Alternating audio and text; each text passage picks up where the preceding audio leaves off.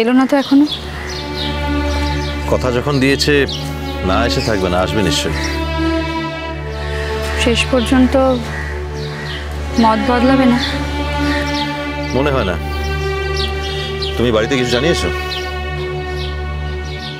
ঋষিমণিকে বলেছি যে আমি আসবো, এইটুকুই। তোমার এখনো ওই বাড়িতে যাতায়াত আছে? না, সেই জন্যই তো শুনে খুব অবাক হয়ে গেছে। দুদুল যে আসছে বলনি তো? না না, এইটুকু সারপ্রাইজ আমি রাখতে চাইছিলাম। মন, একটা কথা বলছিলাম। বলো। বলছিলাম দুদুল আসার পর তোমার সঙ্গে যদি দুদুলকে আলাপ করে দিই তাহলে তুমিই তো পারো ও বাড়িতে ওকে নিয়ে যেতে। তার মানে? না মানে আমাকে যে ও বাড়িতে দুদুলকে নিয়ে যেতে হবে তার তো কোনো মানে নেই। বাহানা করেছে? এখানে হঠাৎ বাহার প্রসঙ্গ এলো কোথা থেকে?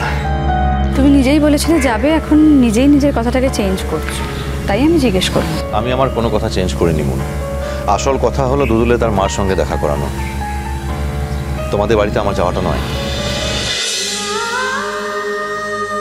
ইষ্টি কুটুম সোম থেকে রবি প্রতিদিন দুপুর ৩টে স্টার জলসায়।